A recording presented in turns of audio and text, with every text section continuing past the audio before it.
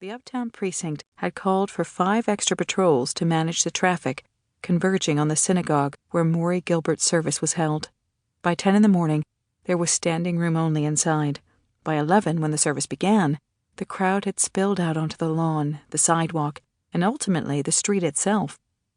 The numbers were in the hundreds, and there was no hope of moving them and simply no place to move them to, so the street had finally been closed for 3 blocks in either direction. Not one resident or motorist complained. Even the cops, initially irritated to be diverted to traffic management, were eventually moved by the size and reverent demeanor of the crowd and became caught up in the sense that they were more honor guard than enforcers, there to witness the passage of a great man. None of them understood it, and later could only say, "You had to be there." 3 hours later, Magozzi and Gino sat in the unmarked outside Lily Gilbert's house, behind the nursery, watching a small army of black-clad mourners funnel through the front door. "You know, I think half the city showed up at the cemetery. I don't know how the hell she's going to squeeze them all into that cracker box," Gino commented. "It's a private reception, family and friends only. These are the people who knew him best, the ones we want to listen to." Gino sighed and started to loosen the knot in his tie. "You ever seen press coverage that heavy at a funeral before?"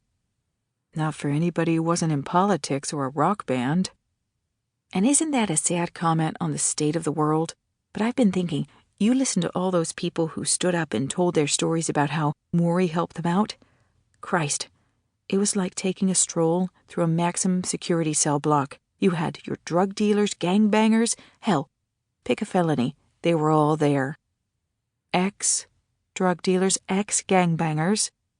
Gino snorted. "So they say, but what if one of them went bad again, came back to good old Morey for a little more monetary support, and got pissed when he unhitched him from the gravy train?" Magozzi looked at him. "You know, I just figured it out. You're really respectful, almost genteel, until you loosen the knot in your tie, then everything goes to hell." "Well, it's possible, isn't it?" Magozzi sighed and draped his wrists over the steering wheel. "That one of the people he helped came back on him? I suppose, but if that's the case, we're going to have a hell of a time picking him out. There must have been over 1,000 people there today. Besides, that punches a hole in the same killer hitting Rose Kleber, and I'm kind of stuck on that." He leaned forward and squinted at the windshield.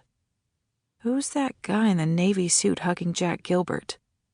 "Whoever it is, he ain't hugging him. He's holding him up. Didn't you see him bobbing and weaving at the grave? Man, for a minute, I thought he was going to fall in the hole and shake hands with his dad." "Yeah, I saw that." Magozzi sagged back against the seat and watched the man in the navy suit steadying Jack. Then just as soon as he had him stabilized, hurrying away as if he didn't want to be anywhere near him when he fell. It seemed that nobody wanted to be around Jack Gilbert. "He's alone all the time, you notice?" "Gilbert?" "Yeah." Gino shrugged. "No surprise there. The guy's a train wreck." "Lily wouldn't get within 10 feet of him today. Neither would Marty, for that matter. He was just standing there all alone, just like Langer and McLaren told us he did at Hannah's funeral. You'd think at least his wife would have come with him." "I heard a couple of people talking about that on the way to the cemetery. Sounds like she's going to file on him any day, if she hasn't already. No love lost there." Magozzi set his jaw. "She still should have come. It would have been the decent thing to do." Gino turned sideways to look at him. "Come on, Leo. Jack Gilbert is a drunken asshole. You reap what you sow and all that, so stop feeling sorry for him." "I only do it from a distance. When I get closer, I hate his guts." "There's the partner I know and love."